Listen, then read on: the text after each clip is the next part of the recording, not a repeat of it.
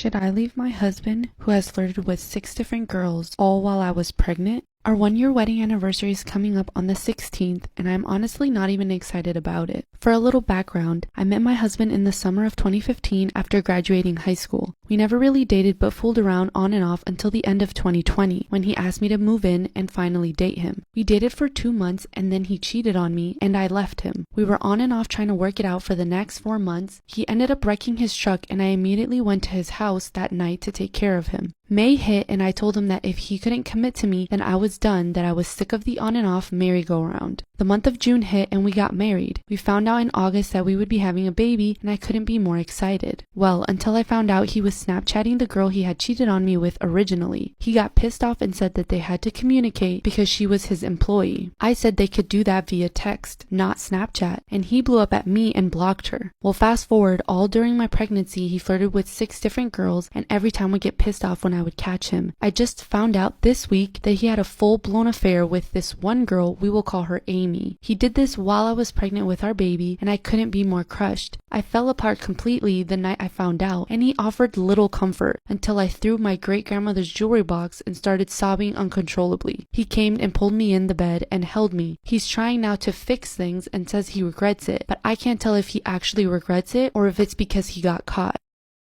Should I leave my husband, who has flirted with 6 different girls, all while I was pregnant? He does not want to talk about it, and every time I ask questions, he gets upset and asks me to let it go. But I just can't. I can't get the thought of them together out of my head. His excuse for this is he didn't find me attractive while I was pregnant, and when we would do it, it was just too weird for him with a big baby belly in the way. I love my husband, and now he's paranoid that I'm gonna get even with him. I don't want that. It would just make me feel worse, honestly. He is a good father and already has 1 child that he only gets to spend time with every other weekend. I adore his other little girl over the moon and usually am the one to pick her up, spend most of the time with her while she's with us, and comfort her when she's upset. I don't want to have to raise my baby in a split home like that because I know it will crush him to have another child he does not get to come home to every night like he does now. He's been there for every step with our child from the day I found out, the ultrasounds, the doctor's appointments, and the delivery. He didn't get to do all of this with his oldest because he didn't know about her until she was 2. I just don't want to raise her in a whole household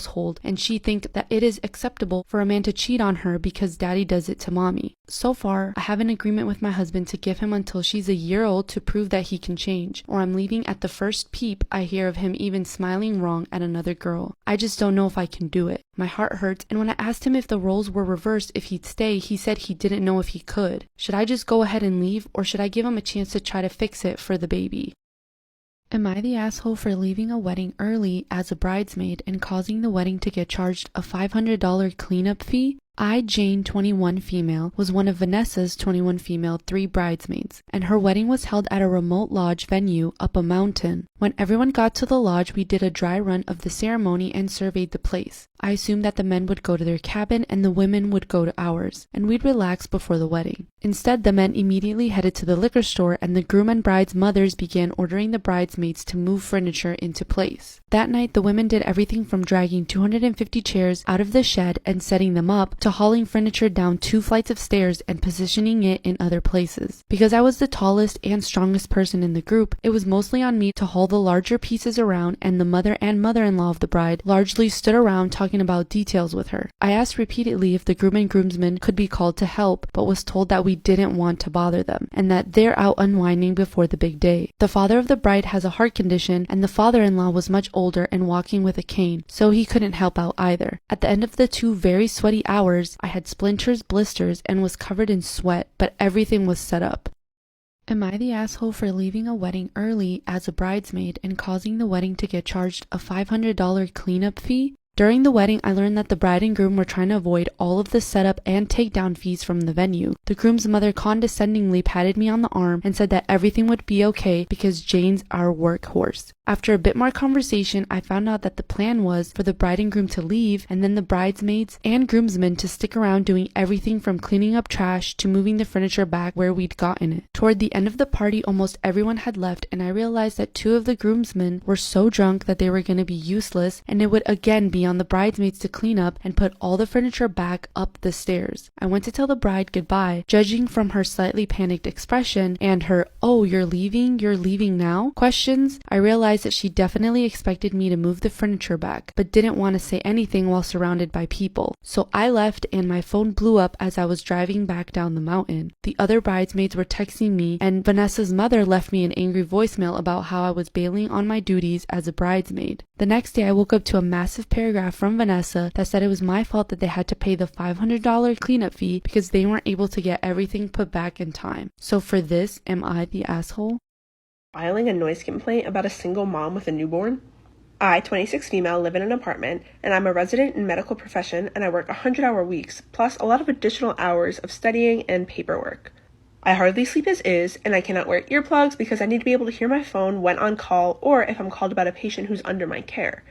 This happens frequently. I never turn off my phone, and I only update it when I'm at work, just for an idea about how strongly I'm attached to it. A downstairs neighbor had a baby last month, and since she came home from the hospital, I haven't slept in the night.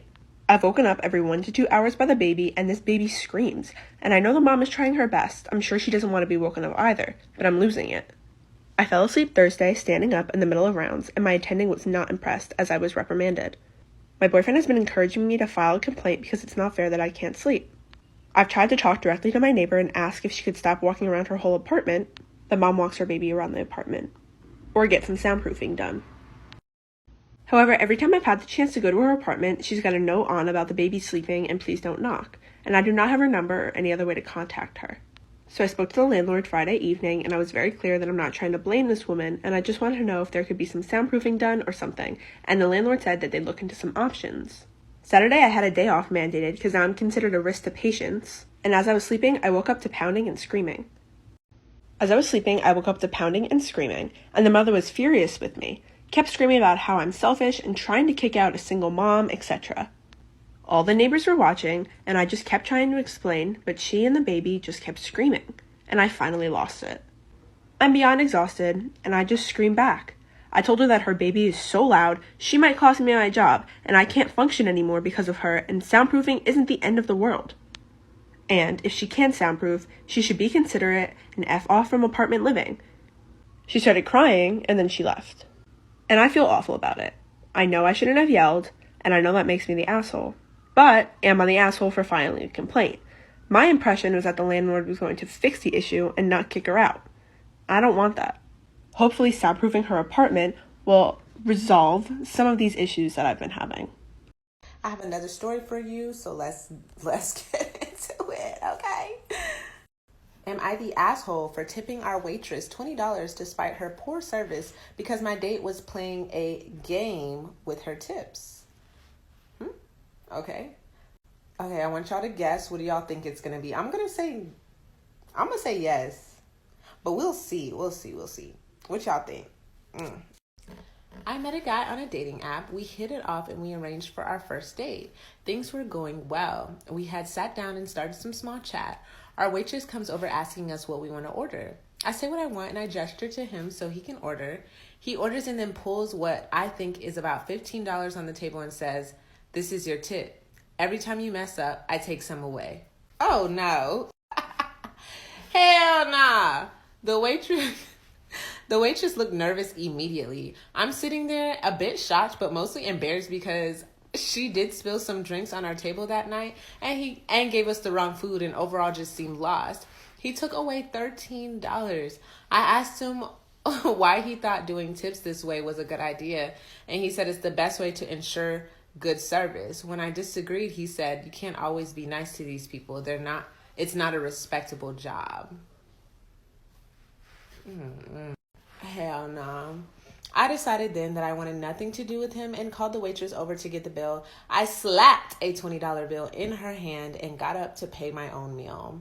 Later that night, he had demanded to know why I had given her a tip despite her poor service, and I told him it's because he decided to treat her like livelihood, like it was a game, and he said it was because of me she'll never improve her service and that I'm just a people pleaser.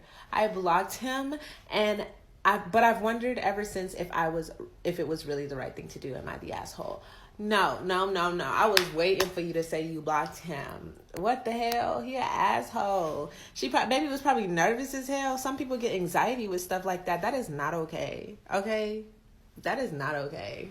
I am not here for that, and I'm glad you tipped the waitress $20. That title was wild, though. That title took me for a loop. Bro. Anyway, no, fuck that guy. Whoever he was.